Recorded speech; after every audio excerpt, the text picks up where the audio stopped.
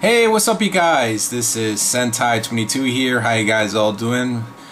Wow, I mean, with all of the American tokusatsus finally coming out on DVD, you got your VR Troopers, you got your Big Bad Beetleborgs coming out on DVD, and pretty much the majority of the Saban seasons already out on DVD. Guess what? We have another American tokusatsu coming out on DVD, and it's not a Saban produced one. It is Superhuman Samurai Syber-Squad. Yes, I know it's a long name, but what are you going to do? So yeah, Superhuman Samurai Syber-Squad, for those of you who don't know, is an adaptation from a Japanese show, kind of like Mighty Morphin Power Rangers. As a matter of fact, Superhuman Samurai Syber-Squad was a show that was trying to capitalize on the popularity of the Mighty Morphin Power Rangers. I remember when I was a kid, they used to show those Superhuman Samurai Syber-Squad commercials during the Fox Kids block, ironically airing Power Rangers. So yeah. Also, it is an adaptation. It was adapted from a Japanese tokusatsu called Deoku Chojin Gridman, which was made by Tatsubara Productions, which is the same people that did the Ultraman series.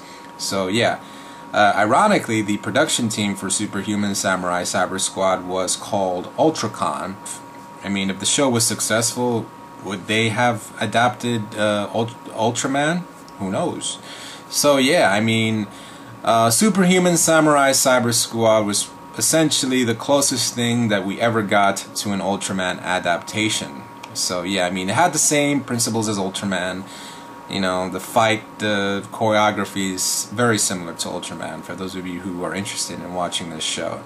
When I was a kid, I used to love Superhuman Samurai Syber-Squad. I mean, I had the toys. I mean, I had the deluxe Servo figure, as well as the Drago set, which was the dinosaur that, you know, that transformed into sort of like Battleizer for Servo. You know, this was before Power Rangers had the Battleizer, but yeah, something in those lines. So I was hooked on this show when I was a kid. I mean, unlike Power Rangers, it was a little bit lower budget. They didn't get the suits from Japan or anything like that. I mean, it was just, you know, it was Ultraman in the computer world, pretty much. You know, he would go around and beat these mega virus monsters and just beat the crap out of them. And then after he finished, he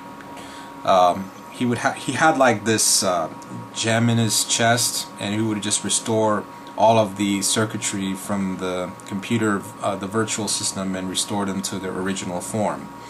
So yeah, I mean, the characters were really funny too. I like when they would go to the virtual world and they would say these lines like, "Let's samurais, guys," and then Tanker would say, let's kick some Gigabot," and then Sydney, who was the girl in the team, he was like, "Pump up the power," and Amp, who always says different mottos, this is probably one of my favorite ones, I would have to say.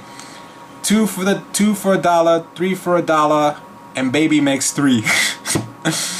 And of course you had the cherry on top. I mean, it was a really awesome show. I mean, keep in mind, this show isn't for everybody. Again, the show is low budgeted. They didn't go outside or anything. All of it was in a studio, a mock-up school, a mock-up house, you know, that type of deal.